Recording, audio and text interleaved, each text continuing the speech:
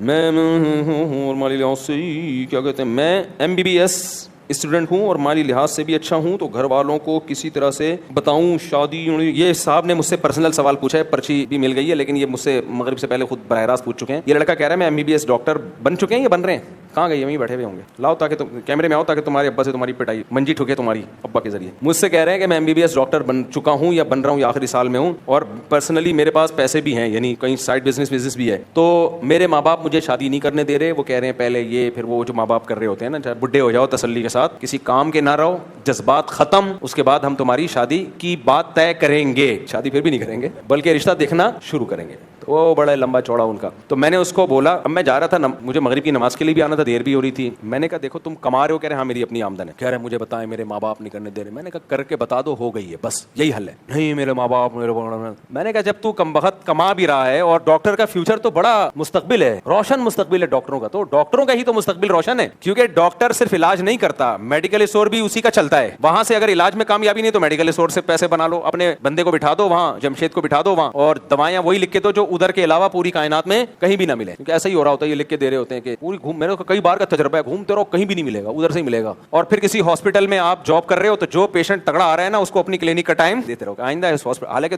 اس hospital کی وجہ سے آپ آئے ہو بھائی, لیکن کھانچا تو ڈاکٹروں کے پاس بہت سارے کھانچے ہوتے ہیں, اور زیادہ ایکسٹریم لیول پہ جاؤ گے تو گورکن سے الگ کھانچے چل رہے ہوتے ہیں. یعنی یہ بھی ہو سکتے ہیں, ابھی تک چاہے ڈاکٹروں کی توجہ پتہ نہیں اس طرف ہے یا نہیں ہے. گورکن سے بھی کھانچا کھول لو کہ دیکھ قبروں کے ریٹ بڑھ گئے ہیں, لوگوں نے یہاں دفنانے کے بجائے سوزانی ٹاؤن لے کے جا رہے ہیں. تو اب جب زیادہ لوگ مردے ہوں گے تو لوگ مجبوری ہوں گے نا, تو اتنا کوٹا اس دفعہ قبرستان کا میں نے پورا کرنا ہے. 60 سال سے عمر والے جتنے بھی ہیں میں ان کو فی الحال تیرے پاس پہنچا رہا ہوں. اور زیادہ خطرناک جاؤ گے تو ایسے ڈاکٹر بھی ہیں, گردہ نکال دیا بھائی, آپ گئے, آپ کو بے ہوش کیا, آپ سمجھ رہے کہ میری ناک کا آپریشن ہو رہا ہے, ناک کا تو تھوڑا بہت کاٹ پیٹ دیا, بعد میں 6-7 سال کے بعد آپ نے چیک کیا گردہ ہی نہیں ہے, آپ کا گردہ بک گیا.